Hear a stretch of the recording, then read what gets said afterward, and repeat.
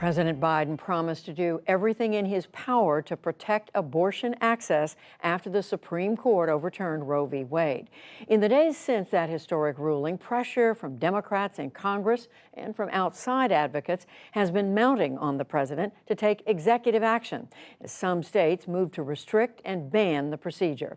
To help us understand what choices the president has and what comes next, I'm joined now by our White House correspondent, Laura Barone-Lopez. Laura, hello. So you've been spending some time looking at this. We know the president's options are limited. They're not endless. He is getting this pressure from Democrats in Congress, outside advocates. Give us a sense of what they're pushing him to do and what's realistic. Right. So the president is abroad this week, as we know, Judy, but he's facing so much pressure to act quickly and to get creative about what kind of proposals he could do unilaterally. And so I want to just run through the executive action proposals that the president is being pushed to take and which ones he may not. So the first one is providing abortions on federal property. That's something that the White House has said it's not considering at this point. They really don't want to go that route because a White House official told me today that it could put women and providers at risk of criminal liability, especially if a Republican president comes into power after Biden. The next one, declare a public health emergency. That's something that a number of Black congresswomen have been really pushing the president to do. They think that it could free up a lot of resources and improve coordination across from federal to state to private and public health care. The White House has not said either way.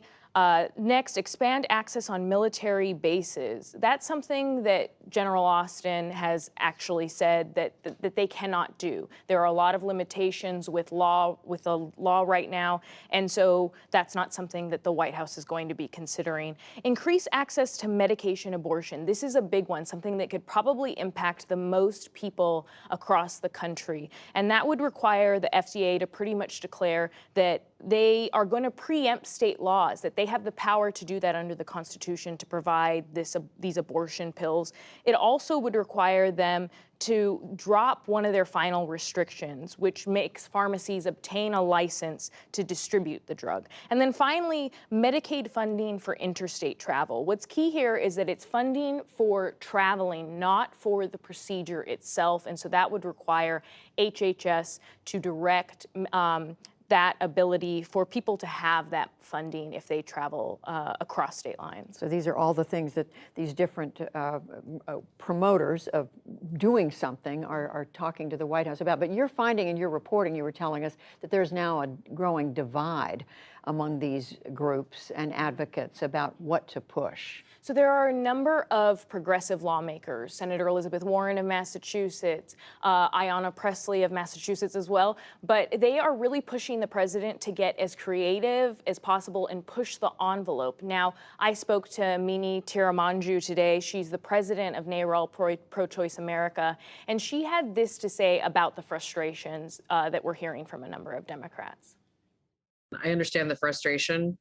We share it, but I also think the attention needs to be paid elsewhere. I think there are limitations to what the executive branch can do, quite frankly. Mm-hmm. And now that the Supreme Court has banned abortion, has overturned Roe, the fights really are in the states.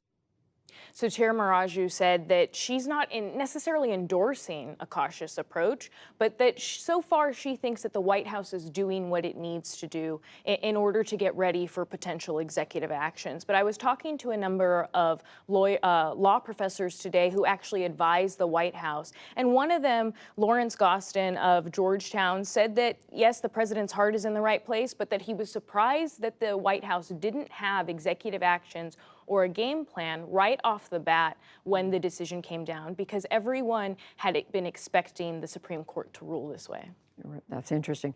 So we know, Laura, at the end of the day, the Supreme Court's rule, the president can't in any way turn this decision around, and he's dealing with a Congress right now because of the numbers in both the House and the Senate, where the votes are just not there to make major changes on abortion. So how much of what the White House is looking at has to do with the midterm elections and seeing what the next Congress looks like? A White House official told me today that the president is being straight with the American public, that he's just trying to tell the truth about what's realistic and what's not realistic. And when the president addressed the nation right after the Supreme Court decision, this is how he framed it.